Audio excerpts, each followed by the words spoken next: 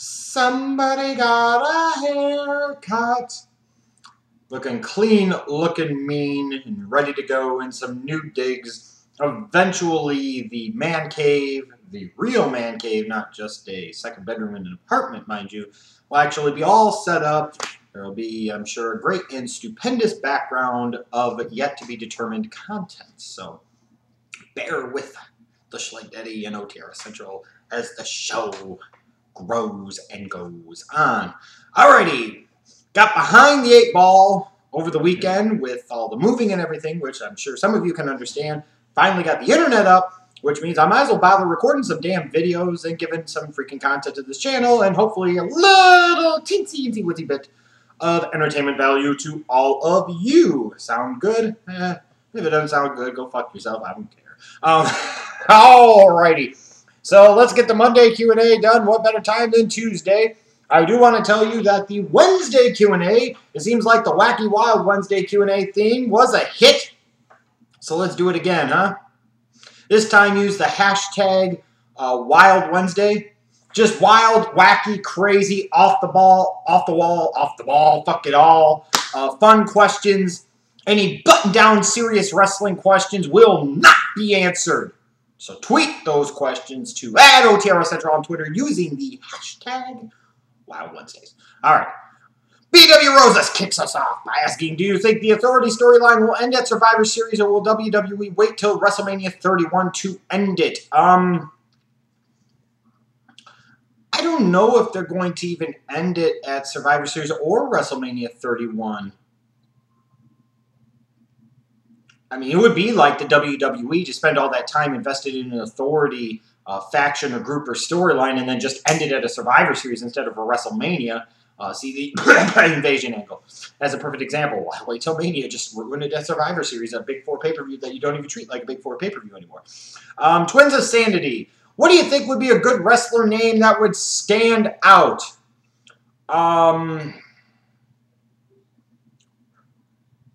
Raging Richard Bonaire? You can do the math on that one. You can figure that out. Raging Richard Bonaire, or Richard Bonaire. He's French. French tickler, don't tell Pat Patterson. Oh, let's see here. Roboyus Corey asks, in your opinion, who was the best college QB that didn't quite live up to the hype? Oh, man. You've got so many of them. I mean, you could point to the system quarterbacks over the years, such as the guys like the Andre Wares and the Ty Detmers and the David Klinglers and the da-da-da. You could look at the guys that were #1 overall picks that were complete and total busts, like Jamarcus Russell, like Tim Couch.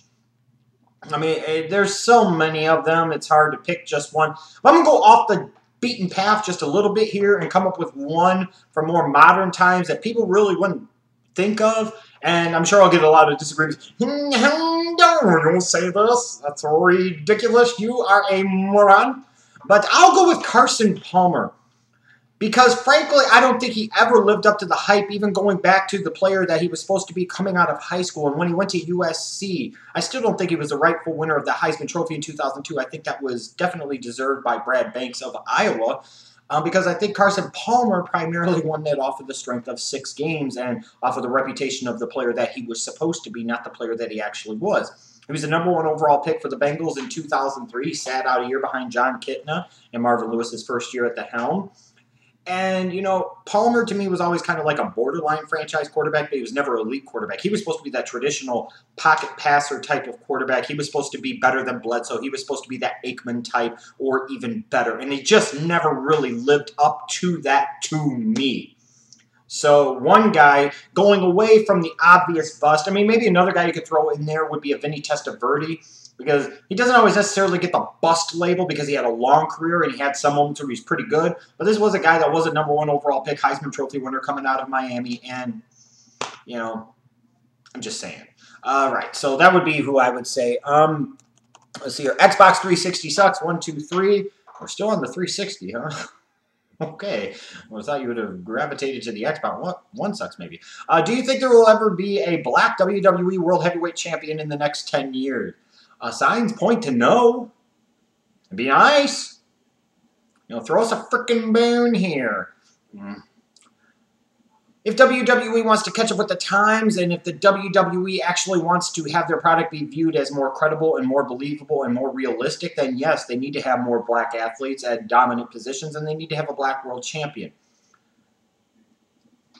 Maybe just because it's fucking due, I'll say sometime in the next 10 years, but I would point more to the 6 to 10 year time frame than I would the 1 to 5 years.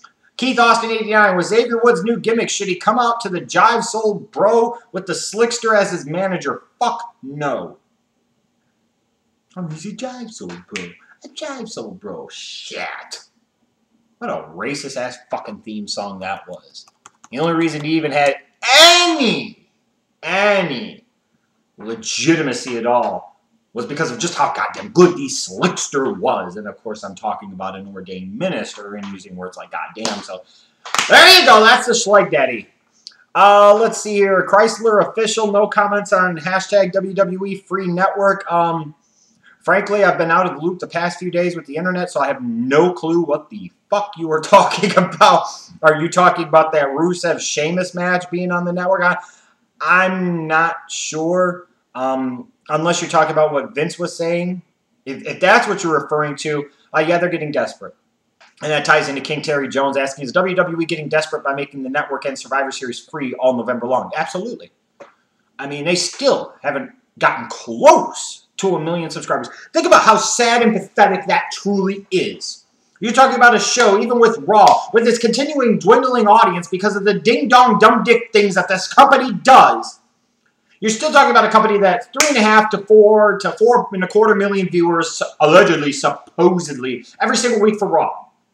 And then maybe some unique viewers that don't watch Raw, that watch SmackDown, to the tune of maybe 2 to 2.5 million viewers. Maybe 1 million of those are unique viewers that don't watch Raw. So between those two shows, I would say maybe 4 to 5 million viewers. And out of that total, I'm talking about just domestically, not even internationally, just domestically, you can't even get a fifth. You can't even get a quarter. Whether you use the $4 or $5 million viewer figure. You can't even get 20%, let alone 25% of those people to plunk down $9.99 a month for your fucking network. You can't even get to 1 million of them. And no, this whole thing of it takes time. Bullshit! It's been around since February. It's what now? November 4th, I think, the day of this recording? November 4th. That's terrible. Absolutely terrible. 8+ months, and you can't take 20% of your domestic viewership and turn them into WWE Network subscribers for $10 a month, and don't use that bullshit about people don't want to spend money, tough economic times. That tough economic times bullshit can kick the road, period. Even in tough economic times, people still waste money on frivolous bullshit. And if you gave people enough reasons and enough incentive and enough motivation to subscribe to your fucking network, that's exactly what the hell they would do. You don't because you fail in so many ways, so they don't, and you look even more idiotic and more ridiculous because now you take all these other countries that the WWE Network is available in, all those potential millions and upon millions of additional paying customers, and you still can't break 800,000. Horrible. Horrible. Unbelievable. Let's see here. Mr. Scoobs, who is the most overrated and most underrated superstar diva of the Attitude Era? Overrated? Triple H. Which means that he's got to face a Kim in the middle of the ring. Which means you've got to see the god pound it down your fucking throat. Pretty overrated. Although he did his good things and he had his good moments, there's no doubt about that. But there was a point in time where they were positioning him almost like he was the most important guy in the company. And a Triple H, if he's ever the most important guy in your company in terms of an on-screen presence, that means you're in some boo-boo territory right there. Overrated diva.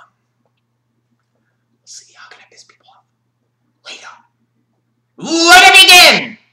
Just a little bit. And I say overrated more so for the fact of not as a performer, but so many people think she was so sexy. I just never got that. I mean, yeah, it's Trish all day long. Wham, bam, thank you, ma'am. Babies, call me in 9 months and I'll run away. Sexy. But Lita, not so much. I don't know. Some guys dig the chicks with the tats, I guess. Underrated superstar or diva. I always thought Ivory was very good, and I don't think she ever got quite the credit she did. Should have, both as a performer and as a looker. In terms of superstar that was underrated, Farouk Ron Simmons. I don't think he ever got his just due. Let's see here. Edsel4 asked, will you ever do the Jeff Jarrett position again? If and when that GFW actually has a show and he features himself on it prominently and or in a main event spot, I make no promises, but there could be a good chance. Just might be. Just might be. Let's see here. And he also asked, how funny would it have been if WWE kept Chavo and turned him back to Kerwin White? What did you think of the Kerwin White gimmick?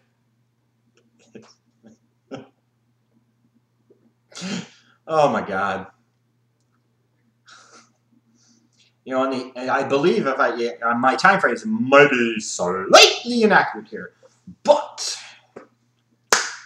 I believe that happened around the time that Eddie Guerrero had passed away, and you know they were going to push somebody as a result of that. That's just the truth of the matter.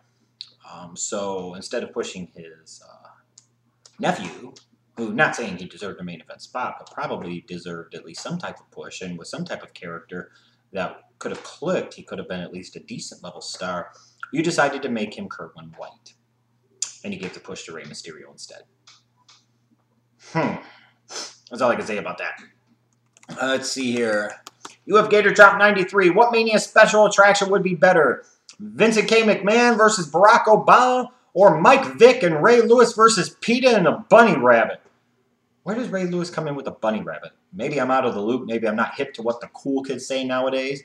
You know, I would have said Mike Vick and Ray Lewis versus PETA and 2 murder victims, perhaps. Just always remember, as Ray Lewis said, some things you can cover up, some things you can't. Only wish somebody at ESPN had the courage to ask him, well, Ray, what can you cover up and what can't you? Would murder fit into that category? Just saying. Let's see here. In terms of Mania special attraction, you say VKM versus Obama? No, because Vince would end up looking stupid against a mildly to moderately ineffective president. Same Vince that spent $100 million on 2 failed Senate campaigns for his wife, just saying, in a relatively blue state. Because he didn't understand so many different things, just like he doesn't understand so many things about the company. UF Gator Top 93. Stuck in a closet for a day with Rex Grossman, Karen Jarrett, or Phil Emery. Who do you choose? Oh, fuck.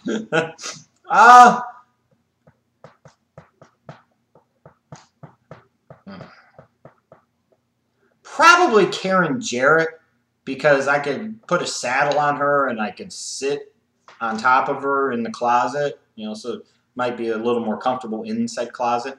Tyler Ruthless. Do you think Seth Rollins is the strongest book Money in the Bank holder ever? Is he? Looks like a lot of the other Money in the Bank winners and how they were booked, frankly. Has he really been a strongly booked Money in the Bank winner? WWE always does that dumb shit when they have heels win Money in the Bank. It's pathetic. Mr. Tuxedo asked, if Scott Steiner were to become a teacher, should he teach English or maths? Yes. Mathlish. It would be outstanding. Real Ziggy 23, do you think it's a shame we never got a John Cena versus CM Punk match at WrestleMania? To a degree, perhaps, but I'd be more upset about the fact that we never got a John Cena versus Undertaker match at WrestleMania. Or frankly, if you're a CM Punk fan, you never got CM Punk versus Daniel Bryan one-on-one at WrestleMania. So, thanks again to you guys that submitted your questions for this Monday Q&A that's coming to you Tuesday because it fucking is. Remember, Wednesday Q&A. Hashtag Wild Wednesday. Tweet your wild, crazy, wacky, off-the-wall, fun zone questions to @OTRSCentral on Twitter. Like the haircut? Hope you do. You don't? Go fuck yourself. Goodbye.